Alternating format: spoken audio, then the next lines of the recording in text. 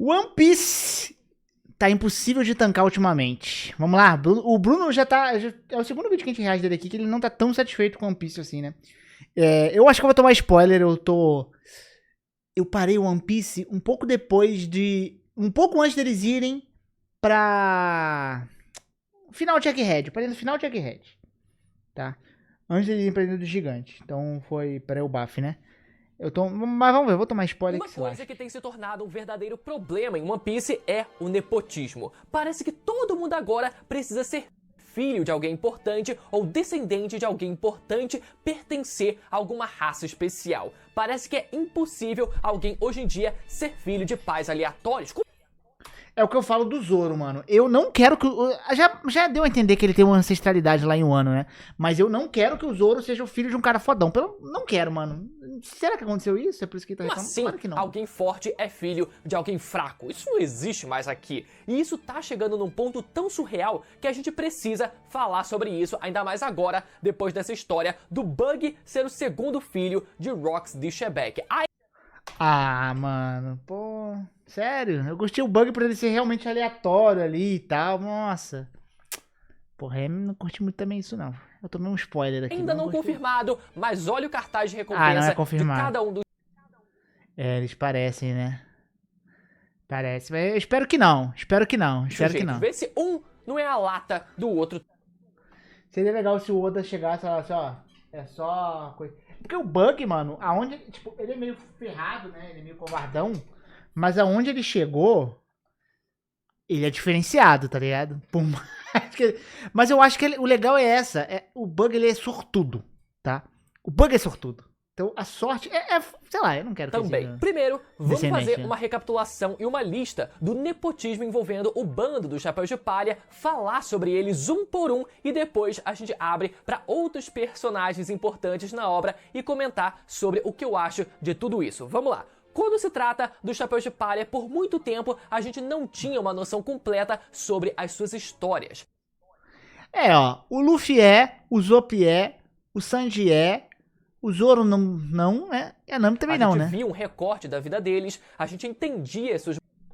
o Jinbei não é, se eu não me engano. O Frank é? O Brook não, o Chopper não. Acho que não é, no Chapéu de Palha pelo menos não é tanto. Os seus traumas, toda a etapa da vida deles que moldaram a forma como eles são hoje. A Robin é filha de uma arqueóloga, beleza, mas só continua meio que trabalho da mãe. Ainda assim, vários deles possuem um gap, uma lacuna, que o Oda vem explorando dos últimos anos pra cá. O primeiro deles que eu queria citar é o Sanji. Inicialmente, a gente conhece o Sanji como um cozinheiro de um navio ainda criança, mas foi só no arco de Whole Cake Island que a gente descobre o passado do Sanji antes desse período. A gente descobre que ele era o príncipe do reino da Germa, por isso o cartaz de procurado dele tinha escrito apenas vivo. Tem todo um arco dedicado ao personagem enfrentar esses traumas do passado e apesar dos tropeços do arco, teve muita cena bonita como eu adoro o arco da Big Mom, tem gente que não gosta, eu adoro. O Sanji enfrentando o Luffy e o Sanji conseguindo deixar de ser uma pessoa tão cética e passar a acreditar que junto do seu bando eles poderiam superar essas adversidades, qualquer adversidade. Na verdade, desde o começo da história, o Sanji ele passa por esse processo de deixar de ser uma pessoa tão cética e descrente das coisas e passar a ser uma pessoa mais sonhadora. Na verdade, ele sonhava já com o All Blue, mas ele nunca pensou em de fato sair para procurar o All Blue, né? Foi assim no arco do East Blue, quando ele diz pro Zoro desistir do seu sonho, quando ele próprio se recusa a ir atrás do All Blue, mesmo acreditando que aquele mar lendário existia, e foi assim em Whole Cake, quando ele não acreditava ser possível lidar com uma ameaça tão grande quanto a Big Mom, figurativa e literalmente falando. Mas, enfim, o ponto é que o Sanji foi revelado como o príncipe de um reino importante no mundo de One Piece, mas pelo menos isso foi importante para trabalhar o personagem fez sentido, de alguma fez forma. sentido, beleza. Já quanto ao Zoro, inicialmente o garoto parecia ser apenas um órfão qualquer que brotou numa vila de samurais, né, no caso de espadachins do East Blue, e que trabalhava muito duro para conseguir ser o melhor do seu dojo. Mas em um ano, a gente descobre que o Zoro nunca foi um garoto qualquer. Ele pertencia ao clã Shimotsuki, um dos mais importantes do país de Wano, e consequentemente era descendente direto de ninguém menos que o samurai lendário Ryuma. Mas eu aceito um pouco isso, assim, tá? Eu aceito isso aí de boa. Porque, ok, é descendente, tá? Mas não é um negócio tão... Não aparenta ser tão forte, inicialmente. É porque eu acho que é mais forte quando você... Filho direto, né? Então, tipo, o Ace, o Luffy e possivelmente o Bug aí. Se o Bug fosse, um ancestral do Bug e tal, aí beleza. Por tabela, um primo de algum grau da Kuina também. Vocês já pararam pra pensar que o Zoro era primo de algum grau da Kuina? E detalhe, o que era pra ter sido trabalhado dentro do arco foi completamente ignorado e revelado numa mera pergunta de SBS, onde o Oda esclarece toda a árvore genealógica do Zoro e como ele acabou indo parar no East Blue, no caso, os seus antepassados. No fim, essa quase descoberta não afetou em quase nada a vida do Zoro, já que ele nem sequer ficou sabendo disso, mas pra gente, além do descaso disso não ter sido explorado no mangá, pelo menos ainda, porque eu ainda tenho esperança de que isso vai chegar, essa informação ainda vai chegar aos ouvidos do Zoro, o maior problema mesmo é que isso fez a gente se sentir traído. Como assim? Eu não quero que o Zoro saiba nada do tipo, e assim, eu não vejo como sendo um negócio muito forte ele ser de ancestral de uma família, né?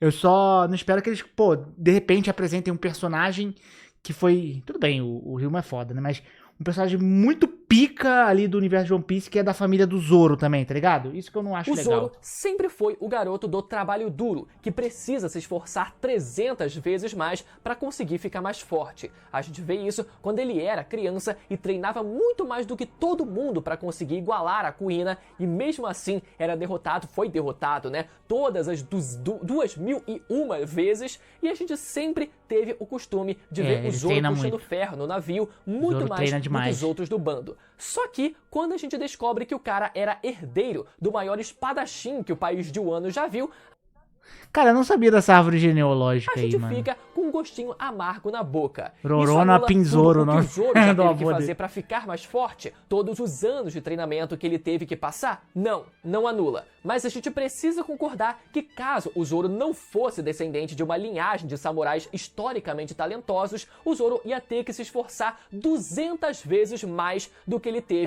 que se esforçar até hoje. Vamos combinar que o cara vai se tornar o maior espadachim do mundo aos 21 anos de idade, e se ele não tivesse a genética que tem, era capaz dele só conseguir realizar esse sonho aos 30 ou 40 anos de idade. Vocês já pararam pra pensar nisso? E é engraçado pensar como o Oda ele decidiu meter essa de que o Zoro é descendente do Ryuma, algo que na verdade sempre foi uma teoria muito popular na fandom e sempre fez algum sentido, mas pra tentar equilibrar um pouco as coisas, o Oda ele decidiu não dar um destaque tão grande assim para a família mais próxima do Zoro. Na época do arco de Wano, todo mundo achava que aquele tal de Ushimaru fosse o pai do Zoro, até porque olha a cara do sujeito e me diz se ele não é o Zoro de cabelo azul, mas não, os pais do Zoro em si só foram revelados mesmo numa mera SBS. Então talvez o Oda tenha feito isso para tentar equilibrar um pouco as coisas, dizendo que o Zoro era descendente eu não tenho tanto um feeling de revelação assim, porque não tá lá diretamente. Do maior samurai de Wano, o deus da espada Ryuma, mas os seus pais mesmo talvez não fossem grande coisa assim. Agora, vamos falar do Luffy, que é o caso mais caótico de todos. O Luffy, desde o começo da obra, nunca foi um garoto qualquer, apesar da gente conhecer ele como um garoto aleatório do East Blue, que tinha... O Luffy, o Luffy tá tipo o Ichigo, tá ligado? O Luffy é a porra toda. O Ichigo é tudo, né, moleque? Muita vontade de ser forte e sair por aí pelos mares, muito parecido com o Zoro nesse sentido, ele nunca foi um garoto qualquer. No capítulo 100, o Oda apresenta pra gente um homem chamado Monkey D. Dragon, nada menos que o maior criminoso do mundo. Só depois é confirmado que ele era o pai do Luffy, mas só a aparição dele salvando o Luffy já dava essa dica, né? Além disso, o próprio nome dos dois. Depois, no capítulo 154, Oda revela pra gente que o Luffy tem o exato mesmo sobrenome do Roger, ninguém menos que o Rei dos Piratas. Então isso já estabelece uma relação de provável parentesco entre eles. Depois, o Oda revela que o Luffy é neto do Garp, um vice-almirante e o marinheiro que carrega o título de herói da marinha. O Luffy é tudo, então, mano. Só falta a mãe dele agora ser algo super absurdo também, né?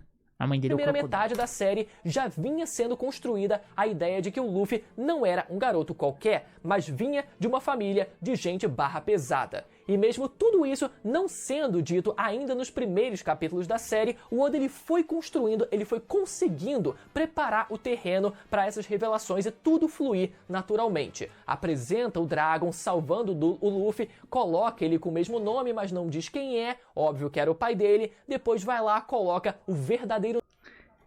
Como é apresentado, você tem isso sendo construído muito tempo na nome obra, do né? Roger, que não tinha sido revelado de início, né? O Gold Roger, assim como Monkey D. Luffy, e depois o Garp, e aí por aí vai. Porém, depois do time skip, a coisa toda escala para um outro nível. Na Ilha dos Tritões, um personagem chamado Joy Boy é citado pela primeira vez e rapidamente a gente associa essa figura ao tem um Luffy, Joy Boy como ainda, aquele é que irá verdade, terminar mano. o que Joy Boy não foi capaz de fazer. Não é à toa que mais adiante na história, o Luffy passa a ser chamado de Joy Boy por outras pessoas. Mas foi no O Luffy ser essas porra toda, mano, isso aí pra mim é shounen puro. Eu acho que One Piece não foge disso, tá ligado? Por mais que One Piece seja meu anime favorito, ele não foge de ser um shounenzão, tá ligado? Então vai ter protagonismo pra caralho. Eu adoro protagonismo. Eu amo protagonismo em anime, mano. Por isso que eu gosto de Solo Leveling. Eu gosto de o protagonismo. arco de Wano que a coisa É por isso que, por exemplo, eu não sou tão fã de Naruto, tá ligado? Porque Naruto tem protagonismo, mas ele é um protagonista que começa muito fraco. O Luffy ele já começa com um nível de poder legal, né? Então, eu não gostava muito de Naruto, porque o Naruto é muito noob. O Naruto é muito noob. O Luffy claramente evolui. O Naruto eu não sinto que ele evoluía, né? Demorou, sei lá, era meio bizarro. O Naruto tava sempre apanhando. escalou de tá ligado? verdade. No meio do arco, um personagem chamado Hushu mete pela primeira vez na história um tal de Deus do Sol Nika, que vinha para salvar os escravos, enfim, aprisionados, e que ele próprio já foi um agente do governo e havia ficado responsável por transportar a Gomu Gomu no Mi. Poucos capítulos depois, a gente viu o que aconteceu. A revelação de que a fruta da borracha era, na verdade, a Mano, uma parada que eu não gostei no One Piece foi a Bonnie virar Nika também, fruta achei do zoado. Deus do Sol Nika. A fruta, que era uma simples fruta da borracha, sempre foi uma zoa mítica de um deus. Vamos combinar, galera, que nem fudendo que o Oda tinha isso em mente desde o começo da série. O Oda, ele Não, isso aí realmente não era foreshadow do Oda nem fudendo. Não era mesmo. não largou elementos o suficiente para uma virada de chave na história como essa. A maior reviravolta na história de One Piece, na verdade. A gente pode fazer nitpicking, ficar caçando micro foreshadowings ou micro conexões, mas Não dá. convenhamos que o Oda ele não trabalhou, não apresentou Foi igual o Haki. O Haki não era tão trabalhado no início. O pessoal fala, o Shanks olhou lá. Mano, existem trilhões de anime que o cara, quando ele é forte, ele afugenta o inimigo com o olhar.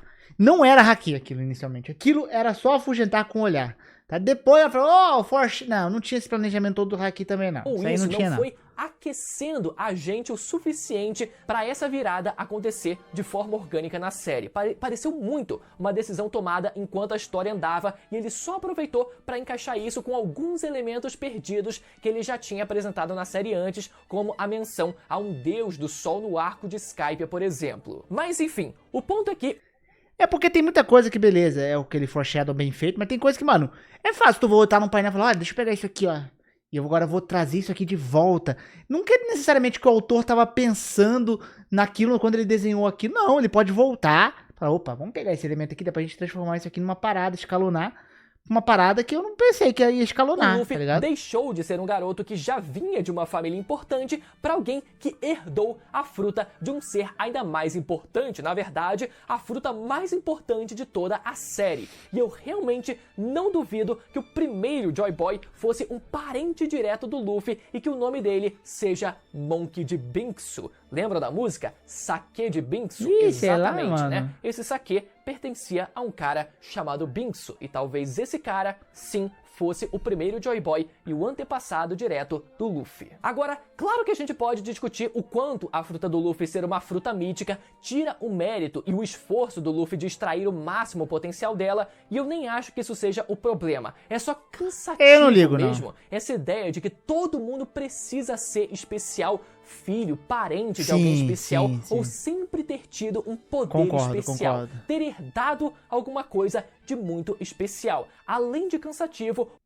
Cara, isso é uma coisa muito shounen, né? Mas eu O concordo, eu maior concordo. problema é que isso faz a gente não conseguir se conectar mais tanto assim com os personagens. Nós aqui, como pessoas comuns, a gente quer acreditar que a gente pode ser alguém tão grande quanto o moleque aleatório que saiu do East Blue. A gente quer acreditar que se a gente se esforçar pra caralho, a gente vai conseguir ter chance de ser o melhor do mundo ou pelo menos alguém grandioso. A gente quer acreditar. Mas quando a gente descobre que o nosso personagem favorito recebeu uma herança, seja uma herança genética, financeira ou qualquer coisa do tipo, a gente se sente traído. A gente sente que nunca teve chance de ser tão grande quanto aquele personagem, que no fim das contas sempre esteve um passo na nossa frente. É que nem você descobrir que o seu coleguinha da escola tem uma mesada ali, ó, de 100 mil reais, uma paulada inteira de 100 mil reais, esperando só ele fazer 18 anos para receber. É por isso que esse nepotismo costuma ser uma merda, principalmente quando São todos Nepo Babies, One Piece, levado à velho. exaustão, como tem sido ultimamente em One Piece. Só pra dar mais alguns exemplos rápidos aqui, ainda no bando do Luffy, existe uma chance muito grande de outros Mugiwaras também sempre terem sido pessoas mais especiais do que a gente pensava. A Nami, por exemplo, muito provavelmente era princesa de algum reino e o Oda ainda deve explorar isso. Ah, não, mano, não, tá Isso bom por já. várias tá bom. dicas deixadas pelo próprio Oda na série. A semelhança física dela, especificamente com outras princesas, as diversas ilustrações do Oda desenhando a Nami como uma rainha, a lacuna no seu passado antes dela ser salva no meio de uma guerra e outras evidências menores, mas não menos importantes. O Usopp também, muito provavelmente, é descendente Usopp de tem isso, Mount Blake verdade. Noland. Os dois são apresentados como grandes mentirosos aos olhos das outras pessoas, porém as suas mentiras acabam sendo verdade. O próprio Usopp afirma ser descendente do Noland no arco de Dressrosa e sabemos como as mentiras do Usopp acabam se tornando realidade. Ele até usa um chapéu em formato de nós que lembra o cabelo do Noland e se não bastasse, tanto o Usopp quanto o Noland possuem o exato mesmo tipo sanguíneo na série. Então é praticamente certa essa relação de parentesco entre os dois. Mais recentemente, o Oda também começou a explorar o passado do Brook Ah, não é antes possível. dele se tornar um pirata. Então, vemos ele como o líder da guarda real de um reino que já foi suficiente para todo mundo pensar que ele poderia ter sido o líder dos Cavaleiros Sagrados de Marijoa no passado. Afinal, se ele era líder da guarda real de um reino, talvez esse reino não fosse um reino qualquer, mas talvez o reino mais poderoso do mundo, o governo mundial. E a cereja de bolo do Chapéu de Palha, que é a possível e bizarra relação de parentesco entre Franky e Queen. Sim, Essa daí eu não sabia, o não. Queen, uma das calamidades do Kaido. E de onde surgiu essa pérola? Do próprio Oda, quando ele revelou em SBS que Queen abandonou seu filho 26 anos atrás, completamente do nada, ele revelou isso. Ah, não, e não, não, não, pelo amor de coincidentemente ou Deus. não, Frank, que tem 36 anos de idade, Pelo hoje amor de Deus, foi pelo amor de abandonado Deus. aos 10 anos de idade, exatamente 26 anos atrás também. Pra que, Oda? Pra que, cara? Pra quê? E fora os Chapéus de Palha, a gente pode citar também mais uma série de exemplos, principalmente entre Daqui a pouco ele vai descobrir que o Chopper era filho de uma rena do Papai os Noel, tá imperadores. ligado? Shanks confirmado como um nobre mundial da família Figureland, o que já era esperado, na verdade, né? Considerando o nível de autoridade e respeito que o Shanks tinha, mesmo entre o alto escalão da marinha e do governo A mensagem de One Piece é clara. Se você for um merda, você vai continuar sendo um mundial, merda. muito parecido com o do Flamengo, inclusive, né? Barba Negra, recém-confirmado como filho de Rox, algo que também era esperado e fazia sentido, mas o Bug, por outro lado, sendo o provável segundo filho de Shebeck, realmente não me desce Pô, meio até agora. bizarro. E eu acho incrível como tem gente que já aceitou essa atrocidade como se fosse a coisa mais normal, ou pior, a coisa mais incrível dessa terra. Além deles, Eu não temos a gostei disso alta também, probabilidade não. Mano, o Bug é um dos meus personagens favoritos de One Piece. Eu queria que ele só fosse um cara aleatório, mano. Eu amo isso nele. de Kaido Assim, eu não ligo pro do Zoro, pra algum dos outros, mas do Bug eu acho que é meio ser um zoado. filho bastardo de Harold e um príncipe de Elbaf, dada as semelhanças gritantes entre os dois e mais uma série de outros paralelos, como o Kaido ter o mesmo sangue dos gigantes ancestrais que a família real de Elbaf, a técnica do Ragnarok do Kaido ter sido inspirada no Ragnarok das lendas de Elbaf, a introdução do Kaido pulando de uma ilha do céu e o seu paralelo com o Harold pulando de cima da Red Line para fugir do governo mundial e sobrevivendo à queda, e por aí vai. Então faz muito sentido que o Kaido pertença a essa linhagem. Talvez não um filho direto de Harold, mas pelo menos alguém que possui o sangue da família real de Elbaf. Temos ainda o Barba Branca como provável pertencente à tão peculiar raça dos bucaneiros, que a gente ainda não entende por completo. A semelhança entre os rostos e o porte físico do Barba Branca ser tão parecido com o Kuma entrega isso. E o caso do Barba Branca é um que me incomoda um pouco, porque a ele ideia lembra um por pouco trás Kuma, né? da construção do Barba Branca como personagem é ele ser esse cara extremamente poderoso, ter inclusive, né, conquistado o título de homem mais forte do mundo e mesmo assim o seu maior sonho ser única e exclusivamente ter uma família. O Barba Branca, ele não pertencia a nenhuma linhagem de sangue famosa, não tinha nenhum sobrenome conhecido, ele era apenas o Edward Newgate, um cara que só queria ter uma família, mas ainda assim se tornou o homem mais forte do mundo. O Barba Branca nunca foi alguém especial e essa era justamente a proposta do personagem. Então ver ele sendo incluído na lista de personagens que pertencem a uma raça especial e muito poderosa acaba traindo um pouco dessa proposta, que era o que fazia do personagem tão especial, justamente o fato dele não ter nascido como alguém especial.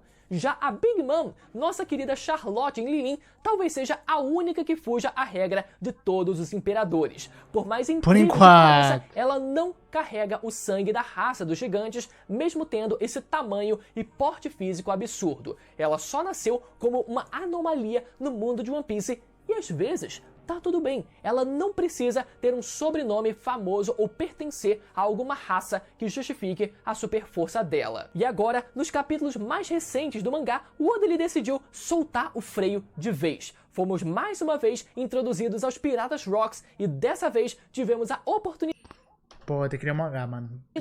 de ver algumas figuras que a gente nunca tinha visto antes. O primeiro deles se chama Don Marlon, que claramente é pai do Capone Bege. Os dois se do Blue possuem essa temática visual de gangster, além do fato do nome Don Marlon ser inspirado no ator Marlon Brando, que fez o filme O Poderoso Chefão. Finalmente conhecemos também o tal do Ochoko, que claramente é pai dos irmãos Caribou e Coribou. Cara, pra que, Oda? Pra quê? Pode ver o formato do rosto deles, a orelha pontuda e a linguinha ali comprida e fina. É igualzinho, aí não tem como. Além disso, especula-se também que o tal almirante morto por Rocks seja o pai do atual almirante de frota, Akaino. Isso justificaria a motivação do Akaino e seu ódio por piratas, que parece vir desde quando ele era um mero pirralho. Não temos nenhuma evidência disso, mas seria uma oportunidade do Oda ele preencher essa lacuna de forma coesa. E dado o histórico atual de One Piece, é bem possível que ele decida fazer isso mesmo. E ainda existem boas razões para a gente acreditar que Mihawk, o atual espadachim mais forte do mundo, também pertença a uma família da nobreza, mais One Piece é uma panela. One Piece é uma panela. especificamente a família Nerona, a mesma a qual Imo-sama descende, justificando assim porque os dois possuem olhos tão idênticos. Então a conclusão disso tudo é que, como eu disse ao longo do vídeo, sim, o fato de todo personagem parecer precisar pertencer a alguma família, linhagem importante ou herdar algum poder especial e divino tira uma parte dessa conexão que a gente sente com esses personagens, porque isso trai aquela sensação de que talvez a gente pudesse ser um pouco como eles. Eu não tô dizendo que todo mundo tem vontade de entrar num barril e pular no mar igual o Luffy, mas o espelho que a gente faz desses personagens... Eu não falo nem espelho, né? Mas é mais mérito, né? Você vê mais um mérito no personagem, ele sendo nada e chegando num lugar muito foda. Nem só por você se espelhar, é só porque você fala, ó, olha o mérito desse personagem. O personagem tem um mérito muito da hora. Com a nossa vida. E eu entendo que é divertido e isso vira até uma espécie de jogo, onde você precisa descobrir quem é pai de quem e quem é parente de quem. É legal, brincar disso e eu reconheço que em muitas das vezes essas relações de parentesco ou linhagem fazem bastante sentido e se encaixam muito bem na narrativa. O Kaido ser descendente da família real de Elbaf faz muito sentido. Talvez o Oda decida não colocar o Kaido como um filho do Herald propriamente dito, mas sim como um parente mais distante, mas que ainda assim descende da família real de Elbaf. O Shanks, por exemplo, ser um nobre mundial faz muito sentido e justifica as ações dele na guerra de Marineford. Mas o Barba Negra, por exemplo, eu não acho que teria qualquer necessidade dele ser filho legítimo Também do acho. Rocks. Ou principalmente o Bug nessa história toda. É, o Por Bug é que foda, diabos? foda. Mas o Barba Bug é Negra, ou foda. até o Bug, por exemplo, né? Eu não acho que teria qualquer necessidade dele ser filho legítimo do Rocks. Talvez o Barba Negra, por exemplo, pudesse ser só um garoto que herdou a vontade dele de alguma forma mais indireta ou que teve a alma do Rocks implantada no seu corpo, como eu acredito e muita gente acredita também, né, que tenha acontecido, mas sem necessariamente haver uma relação de sangue entre eles. Até porque, quando a gente para pra lembrar, né, One Piece sempre martelou demais na ideia da forma como laços não sanguíneos muitas vezes vontade podem herdada. ser até mais fortes do que laços sanguíneos. Então, essa banalização de que todo mundo parece precisar ser filho ou herdeiro de algo ou alguém importante, eu sinto que se choca e vai um pouco contra essa ideia. Então, por mais que uma das 3 coisas que não podem ser impedidas em One Piece seja a vontade herdada de alguém, mas essa vontade não precisa ser herdada sempre por algum parente de sangue. É muito lindo ver, por exemplo, a forma como o Kobe vem herdando a vontade do Garp de se tornar um novo herói da marinha, mesmo... Porra, olha aí, o Helmepo, pô. O Helmepo, ele herdou aquele cara na pica do machado, pô. Do capítulo do primeiro episódio lá, segundo episódio, sei lá, de One Piece. Aí, ó. eles não tendo O Helmepo é a prova de que eu acho que ele é só esforço puro, qualquer né? relação de sangue, o Kobe é o neto que o Garp sempre quis ter, mesmo eles não tendo É essa verdade. relação de sangue. Agora, imaginem, por exemplo, se metem o louco e dizem que o Kobe sempre foi um parente distante do Garp. E de novo, Não, eu ainda não. acho que a Não maioria pode. dessas relações de sangue são muito bem encaixadas pelo Oda, mas parece que é tanto nepotismo ultimamente que é inegável que bata um certo cansaço dessa banalização toda. Mas enfim, eu quero saber a opinião de vocês aqui embaixo, se vocês concordam ou discordam, o que vocês acham, me É, mano, eu concordo com algumas coisas, outras eu não me incomodo muito não, eu acho de boa, tá ligado? Mas assim, o Bug eu acho que, eu gosto do Bug de ser um cara meio aleatório ali, jogado ali, tá ligado? Chegou onde chegou por sorte do cacete, que é um que eu acho maravilhoso, né? Tipo, o Marineford é muito bom, mano, é muito bom o Bug lá. Então, eu curto o personagem, eu espero que ele não seja um personagem que tenha uma pitada de algo especial. Só um cara maluco que tá lá e acaba se envolvendo. E eu prevejo que ele vai chegar junto com o Luffy e Raftel. Né? Laugh-Tale, né? Agora, a gente falava Raftel. Laugh-Tale, com alguma coisa vai acontecer, o Bug vai chegar junto. Anotem aí, né? Mas é isso, né? Bacana. One Piece é o Bug, tipo, ele vai perder a Akuma no Mi dele, ele não vai ter mais vários pedaços, ele vai ser só um pedaço. O Bug é o One Piece, tá ligado? Durmam com essa aí, pessoal.